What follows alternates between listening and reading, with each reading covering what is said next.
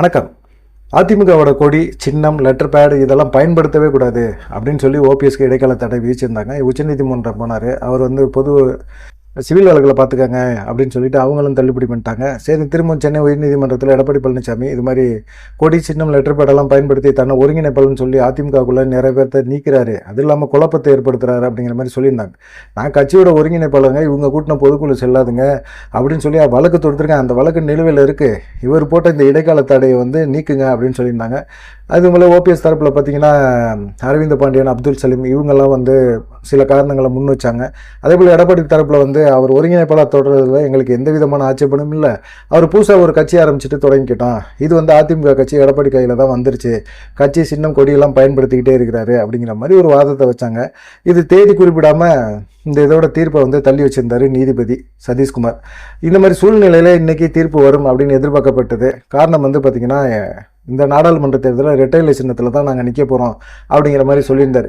ஒருவேளை இடைக்கால தடை அப்படிங்கிறத நீக்கிட்டு ஓபிஎஸும் வந்து கட்சி சின்னம் கொடியெல்லாம் பயன்படுத்தலாம் அப்படிங்கிற மாதிரி சொல்லுவாங்க அப்படின்னு ஓபிஎஸ் தரப்பில் எதிர்பார்த்தாங்க. இன்றைக்கி திருச்செந்தூர்லாம் பயங்கரமான ஒரு சாமியெல்லாம் கும்பிட்டுட்டு ஓபிஎஸ் காத்திருந்தார். வழக்கம் போல தான் சென்னை உயர்நீதிமன்றம் அப்படின்னாலே அது எடப்பாடி பழனிசாமிக்கு சாதகமான தீர்ப்புகள் தான் வரும். இந்த தீர்ப்புகள்லாம் வந்து வச்சுட்டு நம்ம வந்து ஓபிஎஸ் வந்து சோட போயிட்டாரு, ஓபிஎஸ் வீக் ஆகிட்டாரு அப்படின்னு நினைக்கலாம். ஆனால் உண்மையிலேயே அவர் வீக்காக தான் ஆகிட்டார். ஏன்னா அவருடைய ஆதரவாளர்கள், தொண்டர்களுக்கு கொஞ்சம் அப்படியே புஷ்ஷுன்னு போயிடுச்சு. காரணம் என்னன்னு கேட்டிங்கன்னா, இன்றைக்கி ஏதாவது ஒரு மாற்றங்களை ஏற்படுத்துவாங்க, இடைக்கால தடையை நீக்கிடுவாங்க அப்படின்னு எதிர்பார்த்தாங்க. ஆனால் நாடாளுமன்ற தேர்தலில் வந்து ஒரு குழப்பத்தை ஏற்படுத்தும் அப்படிங்கிற மாதிரி ஒரு முடிவு இருக்குது. இந்த சின்னம் தொடர்பான வழக்கை நீதிமன்றம் சொல்லலாமா, இல்லை தேர்தல் ஆணையம் சொல்ல முடியுமா? ஏன்னா உச்சநீதிமன்றம் ஏற்கனவே புகழேந்தி மனுவை ஏற்றுக்கிட்டு தேர்தல் ஆணையத்தில் போய் நீங்கள் முறையிடுங்க, சின்னம் தொடர்பான வழக்கை தேர்தல் ஆணையம் தான் முடிவு பண்ண முடியும் அப்படின்னு சொல்லியிருந்தாங்க. தேர்தல் ஆணையத்தில் ஓபிஎஸும் மனு போட்டிருக்கிறார். நாங்கள் தான் உண்மையான அதிமுக, நான் தான் கட்சியோட ஒருங்கிணைப்பாளர் அப்படின்னு சொல்லி ஆதாரத்தோடு சொல்லியிருக்கிறாரு. தேர்தல் ஆணையம் என்ன முடிவு எடுக்கும் அப்படிங்கிறது ஒரு சைடு இருக்குது. இன்னொரு சைடு பார்த்தீங்கன்னா, பாஜக ஆதரவு மனநிலையை எடுக்கிறது மிக மிக தப்பு அப்படின்னு ஓபிஎஸ் ஆதரவாளர்கள் எல்லாமே சொல்கிறாங்க. காரணம் வந்து ஓபிஎஸோட வாக்கு வங்கிகள் எல்லாத்தையுமே பாஜக தங்கள் சைடு கொண்டு வரதுக்கான முயற்சி பண்ணுறாங்க. ஓபிஎஸ்ஸே பாஜகவில் வந்து சேர மாதிரி அவங்க அழுத்தம் கொடுக்குறாங்க அப்படிங்கிற மாதிரி இருக்குது. இப்போ அவங்களுக்கு ஒதுக்குற சீட்டில் கூட நீங்கள் தாமரை சின்னத்திலே நில்லுங்க, சுயேட்சையில் ஏன் நிற்கிறீங்க அப்படிங்கிற மாதிரி கேட்குறாங்க அப்படிங்கிற மாதிரி தெரியுது. இப்போ வந்து இந்த இடைக்கால தடை நிரந்தர தடையை நீடிக்க ஆரம்பித்தோன்னே இனிமேல் ஓபிஎஸ்க்கு வந்து ரெட்டைலை சின்னம் கிடைக்குமா அப்படிங்கிற ஒரு டவுட் இருக்குது. தேர்தல் ஆணையம் பாஜக ஏதாவது அழுத்தம் கொடுத்தாதான் தேர்தல் நடத்தை விதிமுறைகள் நடத்தி வந்துருச்சு. அதனால் வந்து தேர்தல் ஆணையம் என்ன முடிவு எடுக்கும் அப்படிங்கிறதும் தெரியல. இப்போ வந்து திரும்பவும் ஓபிஎஸ் வந்து ஒரு மனு போட்டிருக்கிறார். அதில் என்ன சொல்லியிருக்காரு, அதிமுக ஓபிஎஸ் அணி அப்படின்னு எங்களை ஏற்றுக்கிட்டு எங்களுக்கு ஒரு சின்னத்தை கொடுங்க அப்படின்னு சொல்கிறாங்க. இவர் கட்சியை ஏன் ஆரம்பிக்கல அப்படிங்கிற கேள்வியெல்லாம் சிலர் வந்து எழுப்பிக்கிட்டே இருக்கிறாங்க. என்ன சொல்கிறாங்க அப்படின்னா, ஏற்கனவே அம்மா திராவிட முன்னேற்ற கழகம் அப்படிங்கிற பேரில் ஒரு கட்சி ஆரம்பிப்பார் ஓபிஎஸ் அப்படிங்கிற மாதிரி இருந்தது. திடீர்னு பார்த்தீங்கன்னா அதிமுக தொண்டர்கள் உரிமை மீட்பு குழு அப்படின்னு சொல்லி ஆரம்பித்தார். கட்சின்னு ஒன்று ஆரம்பித்தோம்னா நமக்கும் அதிமுகவுக்கும் எந்த விதமான சப்போர்ட்டும் இல்லாமல் போயிடும்.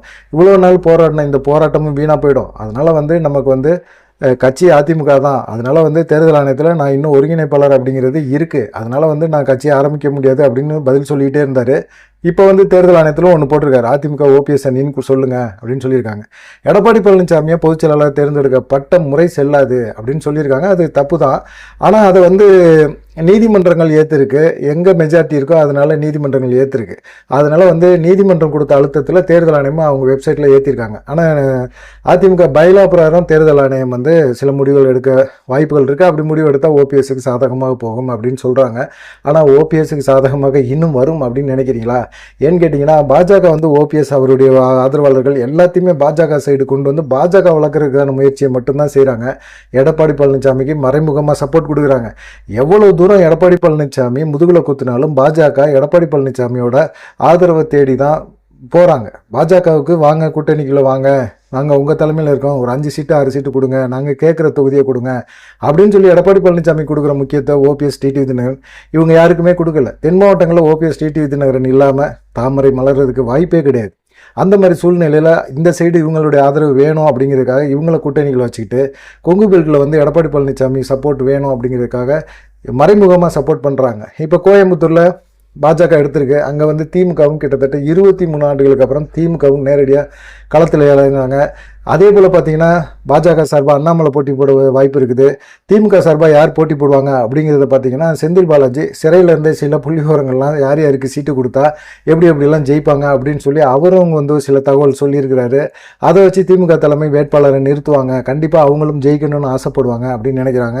கோயம்புத்தூர் எங்கள் பெல்ட்டுங்க, நாங்கள் வந்து கண்டிப்பாக ஜெயிப்போம் அப்படின்னு சொல்லி எடப்பாடி பழனிசாமியும் ரொம்ப கவனமாக இருக்கிறாரு. எடப்பாடி பழனிசாமி வேட்பாளரை நிறுத்தினாலும் கண்டிப்பாக அண்ணாமலைக்கும் திமுகவுக்கு மட்டும் டஃப்பாக இருக்கும். ஆனால் திமுகவும் எடப்பாடி பழனிசாமியும் ஒரு அண்டர்ஸ்டாண்டிங்கில் கண்டிப்பாக அண்ணாமலையை தோக்கடிக்கிறதுக்கு எடப்பாடி வந்து திமுகவுக்கு மறைமுக சப்போர்ட் பண்ணுவார் அப்படின்னு சொல்லி இப்போவே வந்து பேச ஆரம்பிக்கிறாங்க. கண்டிப்பாக திமுக ஜெயிக்க வைக்க தான் எடப்பாடி பழனிசாமி முயற்சி பண்ணுவார், அண்ணாமலைக்கு வாக்குவே அங்கே கிடையாது அப்படின்னு சொல்லி 2026 அண்ணாமலை வந்து ஜீரோவாக காட்டணும் அப்படிங்கிறதுக்கு எடப்பாடி பழனிசாமி திமுகவோட கை கோக்க போகிறாரு அப்படிங்கிற மாதிரி ஒரு விஷயத்த சொல்லிட்டு இருக்காங்க. இது எந்த அளவுக்கு சாத்தியம் அப்படிங்கிறது தெரியல.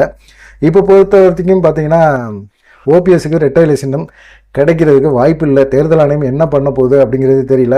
அப்படி ரெட்டை இலை சின்னம் கிடைக்கல அப்படின்னா 2 தொகுதி தான் தருவாங்க. 4 தொகுதி 5 தொகுதி எதிர்பார்த்த அவருக்கு 2 தொகுதி தான் கொடுப்பாங்க.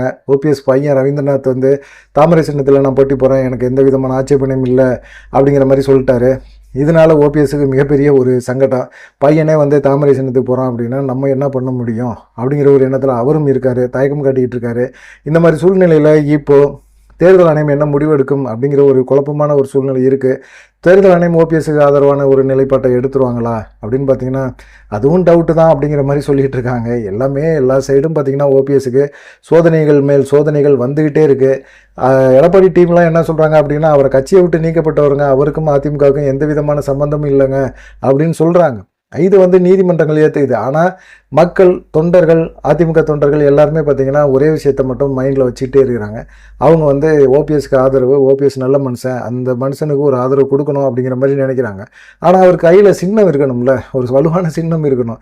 இப்போ வந்து டிடிவி தினகரனை கட்சி விட்டு நிப்பாட்டின உடனே அவர் வந்து வெளியே வந்து ஒரு கட்சி ஆரம்பித்தார். ஓபிஎஸும் ஆரம்பிச்சிருக்கலாம், ஆரம்பிக்கக்கூடாது அப்படிங்கிறதுக்காக தான். ஏன்னா 2026 வரைக்கும் அவர் ஒருங்கிணைப்பாளர் இருக்கிறதுனால அந்த இதை வந்து நம்ம கிளைம் பண்ண முடியாது அப்படிங்கிற ஒரு காரணத்துக்காக அவர் கட்சி ஆரம்பிக்கல. இல்லை அப்பயே வந்து அம்மா மக்கள் முன்னேற்ற கழகம்னு ஆரம்பிச்சிருப்பாரு.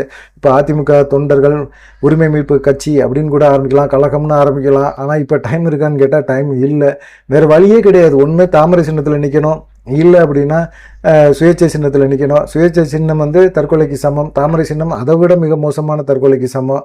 இப்படிப்பட்ட சூழ்நிலையில் இவங்க என்ன முடிவெடுக்க போகிறாங்க? தாமரை சின்னத்தில் நின்றார்னா ஓபிஎஸோட எதிர்காலம், அதிமுக கிளைம் பண்ணுறது எல்லா விஷயமும் வந்து ஜீரோவாகிடும். நான் நிற்கலைங்க, என்னுடைய நான் கிளைம் சொன்ன ஆட்கள் வேட்பாளர்கள் நின்றாங்க, அதுக்கும் எனக்கும் சம்மந்தம் இல்லை அப்படின்னு ஓபிஎஸ் வந்து பின்வாங்கலாம். ஆனால் பாஜக வந்து பக்கா பிளான் போட்டு அதிமுகவை 4 துண்டு 8 உடச்சி, அது இல்லாமல் அதிமுக ஓட்டை தங்களுக்கு சாதகமாக மாற்றுற முயற்சியில் ஓரளவுக்கு சக்ஸஸ் பண்ணிட்டாங்க அப்படிங்கிறது தெளிவாக தெரியுது.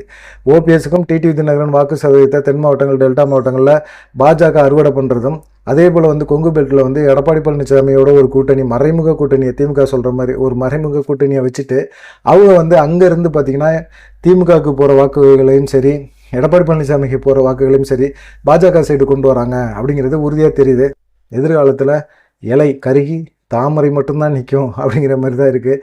அதிமுகவோட சின்னம் என்ன அப்படின்னா தாமரை சின்னம் தான் அப்படிங்கிற மாதிரி ஒரு சூழ்நிலையை உருவாக்குவாங்க.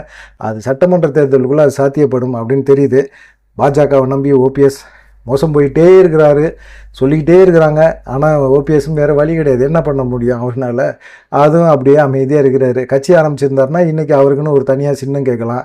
கட்சியும் ஆரம்பிக்கலை. கட்சி ஆரம்பிக்காமல் ஒரு குழுவாக இருந்து பாஜகவுக்கு ஆதரவு கொடுத்துருக்கிறாரு. குழுவுக்கு என்ன கொடுக்க முடியும்? ஒரு மகளிர் சுய உதவி குழு மாதிரி ஒரு குழு வச்சுருக்காருப்பா அவருக்கு என்னப்பா சீட்டு கொடுக்க முடியும் அப்படிங்கிற மாதிரி கேள்வி தான் எல்லா பக்கட்டும் எழுது. என்ன நடக்கும் அப்படிங்கிறத பொறுத்திருந்து பார்ப்போம். ஓபிஎஸோட நிலைப்பாடுகள் இந்த தீர்ப்புக்கு அப்புறம் நிறைய மாறி இருக்குது. தொண்டர்கள் மத்தியில் ஒரு அதிருப்தி உருவாகிருக்கு. தொண்டர்கள்லாம் உற்சாகப்படுத்துகிற மாதிரி ஒரு சில விஷயங்களை வந்து அவங்களே சொல்லிக்கிறாங்க. நீதிமன்றம் தீர்ப்பு எப்பயுமே ஓபிஎஸ்க்கு சாதகமாக எங்கே வந்துருக்குது? எடப்பாடி பழனிசாமி எல்லாத்தையுமே கரெக்ட் பண்ணி வச்சுருக்கிறாரு. அந்த கரெக்டு தான் நீங்கள் ஏன் பண்ண மாட்டேறீங்க அப்படிங்கிற கொஸ்டினையும் வைக்கிறாங்க. அந்த கரெக்டை உங்களால் ஏன் பண்ண முடியல? பாஜகவோட இப்போ அவர் வந்து விலகி வந்துட்டார் அப்படின்னாலும் மறைமுகமாக பாஜக அவருக்கு மட்டும்தான் சப்போர்ட் பண்ணுறாங்க, எடப்பாடி பழனிசாமி சப்போர்ட் பண்ணுறாங்க. ஓபிஎஸ் எல்லாம் பெரிய அளவில் செல்வாக்கு அவருக்கு இருக்கிற மாதிரி தெரியல அப்படிங்கிற மாதிரி தான் பாஜக அவரை நடத்துகிறாங்க. ஆனால் இந்த தேர்தல் அவருக்கு ஒரு முடிவை சொல்லும். ஓபிஎஸ்க்கு ஆதரவு எப்படி இருக்குது, ஓபிஎஸோட வாக்கு சதவீதம் எப்படி இருக்குது அப்படிங்கிறத பார்த்துட்டு நாடாளுமன்ற தேர்தலுக்குள்ள கட்சியை அப்படியே மாற்றி கொண்டாந்து கொடுக்கறதுக்கும் வாய்ப்புகள் இருக்குது. நாடாளுமன்ற தேர்தல் தான் ஓபிஎஸ்க்கு மிக முக்கியமான தேர்தல்.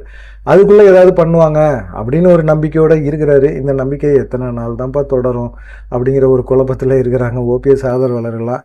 பார்க்கலாம், இவ்வளவு சோதனைகள் வந்துக்கிட்டே இருக்குது, தொடர்ந்து சோதனைகள் மேலே சோதனைகள். இப்போ கரவெட்டியும் கட்ட முடியல, ஒன்றும் கட்ட முடியல. அப்படிங்கும்போது என்ன தான் பண்ணுவார் மனுஷன்? இப்படியே போயிட்டே இருந்தால் இவரை நம்பி பின்னாடி போயிட்டு இருக்கவங்கலாம் என்ன நடக்குது அப்படிங்கிறதும் தெரியல. எப்பயுமே இந்த குளத்தூர் கிருஷ்ணமூர்த்தின்னு ஒருத்தர் வந்து ஓபிஎஸ் ஆதரவாக பேசிகிட்டு இருப்பார். அவரெல்லாம் இப்போ பேசுகிறதே காணா, ஆளையும் காணா, ஒன்றையும் காணா, என்ன நடக்குதுன்னே தெரியல. இப்படி ஒவ்வொருத்தவங்களும் காணா போயிட்டே இருக்கிறாங்க. எவ்வளோ நாள் தான் வந்து இப்படியே அவர் பின்னாடியே ஓபிஎஸ் பின்னாடியே சுற்றிக்கிட்டே இருப்பாங்க அப்படிங்கிறதும் தெரியல. இதை வந்து ஓபிஎஸ் தான் வந்து ஏதாவது ஒரு முடிவு எடுத்து ஏதாவது ஒன்று பண்ணி ஓபிஎஸ் ஆதரவாளருக்கு ஒரு நம்பிக்கை கொடுக்குற மாதிரி பேசணும். அவரை நம்பிக்கை கொடுக்குற மாதிரி ரெட்டை இலட்சணத்தில் தான் நான் போட்டி போடுவேன் அப்படின்னு சொன்னாலும் போட்டி போடுறதுக்கான வாய்ப்புகள் இல்லாமல் போய்கிட்டே இருக்குது. பார்ப்போம் தேர்தல் ஆணையம் என்ன முடிவு எடுக்க போகுது. அதிமுக ஓபிஎஸ் அணியை எங்களை அங்கீகரிக்கணும்னு அப்படின்னு சொல்லி போட்டிருக்கிறாரு. பார்க்கலாம். அதே போல் தேர்தல் ஆணையம் வந்து எடப்பாடியை வந்து அதிமுக எடப்பாடி அணின்னு அறிவிச்சிட்டு ரெட்டை இலட்சணத்தை முடக்கிறதுக்கான வாய்ப்புகளும் இருக்குது. அப்படி முடக்கினாங்க அப்படின்னா கண்டிப்பாக ஓபிஎஸ் என்ன பண்ணுறார் அப்படிங்கிறத பொறுத்திருந்து பார்ப்போம். நன்றி, வணக்கம்.